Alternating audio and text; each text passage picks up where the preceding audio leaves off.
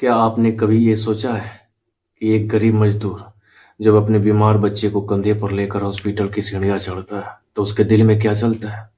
बस वह यही सोचता है कि अंदर बैठा हुआ डॉक्टर एक भगवान है जो हमारे बच्चे की जान को बचा लेगा। लेकिन वो भगवान असल में एक कॉर्पोरेट होता है जिसकी नजर आपके बच्चे की जान पर नहीं बल्कि उस पिता के जेब पर होती है, जिसे वो ये सोचता है कि इससे कितने पैसे निकाल सकता है। मैं गोपी किशन आज बात करूंगा उस मेडिकल माफिया की जहां पर किसी की बीमारी किसी के लिए अवसर बन जाता है जिसे सुनकर आपकी रूह कांप जाएगी।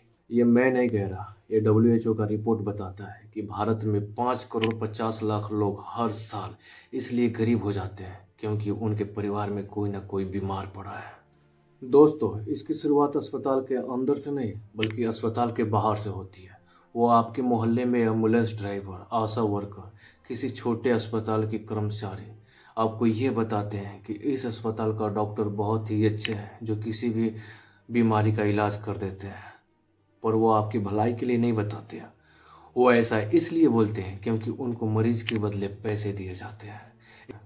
या कोई मेरी बात नहीं है, ये मेडिकल काउंसिल ऑफ इंडिया का रिपोर्ट है जिसमें यह साफ मना किया गया है कि कमीशन नहीं लेना है, फिर भी ऐसा होता है। महाराष्ट्र सरकार ने जब जांच किया तो पाया कि मुंबई के कुछ बड़े अस्पतालों में एक मरीज के पीछे 5,000 से 25,000 तक की कमीशन दिया जाता है। यह जांच रिपोर्ट द हिंदू ने कवर किया था।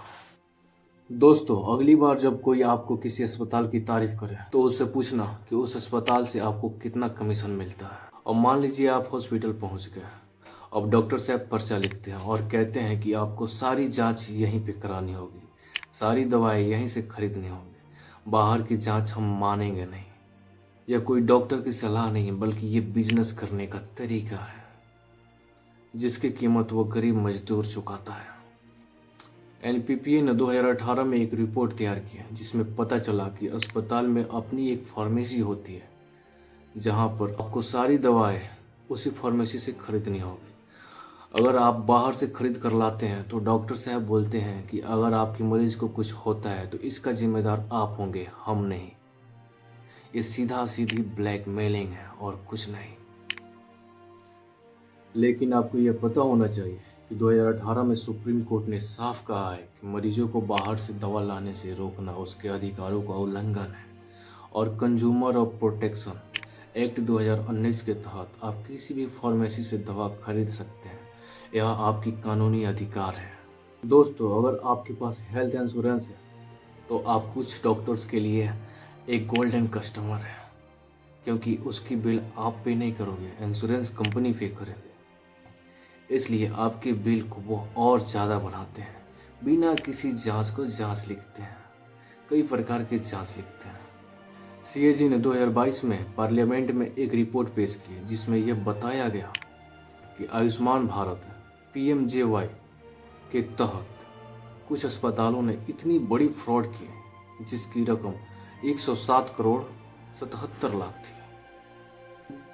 अस्पतालों ने ऐसे ऐसे क्लेम किए जो मरीज भर्ती हुआ ही नहीं उसका क्लेम डाल दिया, जो मरीज मर चुका है उसका भी फाइल बनाकर डाल दिया था। किसी किसी मरीज का तो दो दो फाइलें बनाकर डाली गई थी और डबल लूट मचाई गई थी। यह कैग की रिपोर्ट नंबर 3 2022 में दर्ज है। दोस्तों, अब बात करेंगे उस सच की जो शायद आपको सबसे ज़्यादा चौंकाएगी। सी सेक्शन यानी कि सिजेरियन डिलीवरी। WHO कहती है मेडिकली ज़रूरी सी सेक्शन 10 से 15% से ज़्यादा नहीं होने चाहिए। भारत सरकार के अपने सर्वे NFHS 5 के मुताबिक जो 2019 से 2021 के बीच हुआ था, सरकारी अस्पतालों में सी सेक्शन की दर 14.3% यानी कि नॉर्मल रेंज में है, लेकिन प्राइवेट हॉस्पिटल में 47.4% और तेलंगाना, आंध्र प्रदेश और तमिलनाडु के कुछ जिलों में प्राइवेट हॉस्पिटल की दर तो और भी ज़्यादा है, 70 से 80% तक पहुंची हुई है। दोस्तों, यह आंकड़ा भारत सरकार के ministry of health and family welfare का है। और हार्ट स्टेंट की बात करें तो 2017 में सरकार को इनकी कीमत पर प्राइस कैप लगानी पड़ी। क्योंकि दोस्तों, अगर सरकारी अस्पताल की बात करें तो समस्याएं और भी अलग तरह की है। पार्लियामेंट की स्टैंडिंग कमेटी ऑन हेल्थ ने 2022 में रिपोर्ट दी। उसमें लिखा है कि भारत में प्रति 1000 लोगों पर सिर्फ गवर्नमेंट हॉस्पिटल में आधा ही बेड है। WHO कहती है 3 बेड होने चाहिए। कई राज्यों में डिस्ट्रिक्ट हॉस्पिटल में 80% स्पेशलिस्ट पोस्ट खाली पड़े हैं। और RTI से सामने आया है कि एम्स दिल्ली में कुछ ऐसे विभाग हैं जहां पर 6 महीने से 8 महीने के बाद नंबर मिलती है। लेकिन अगर किसी नेता को ऐसी सिचुएशन आ जाए कि उसे एम्स में भर्ती किया जाए तो उसे रातों रात बेड मिल जाता है और डॉक्टर भी मिल जाते हैं इलाज करने के लिए। लेकिन एक गरीब आदमी 6 से 8 महीने लाइन में लगे लगे दम तोड़ देता है, लेकिन उसे एक बेड तक नसीब नहीं होती।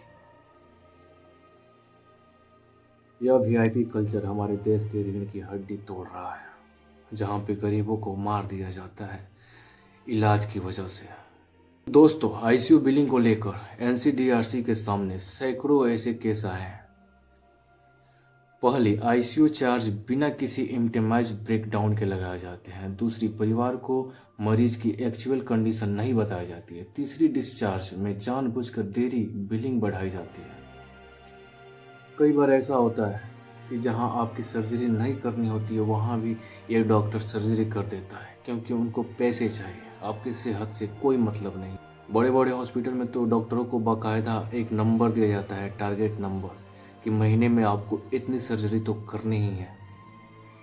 अगर आप सर्जरी नहीं करते हो तो आपकी सैलरी नहीं दी जाएगी। एक मजदूर 400 रुपये की दिहाड़ी करता है, कड़कती धूप में अपनी देह सुखाता है।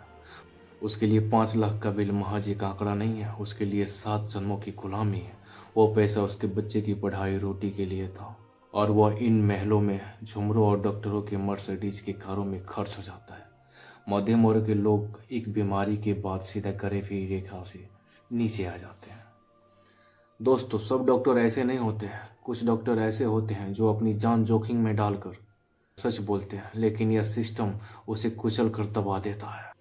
अब बारी आपकी और हमारी है। अगर आप इससे बचना चाहते हैं तो इसके खिलाफ आवाज़ उठाना पड़ेगा।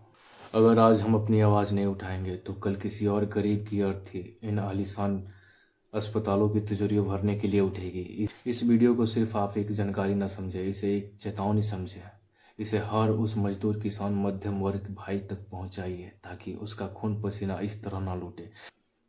मैं गौफी किसान फिर मिलता हूं अगले वीडियो में कुछ ऐसा ही टॉपिक के साथ। तब तक के लिए धन्यवाद।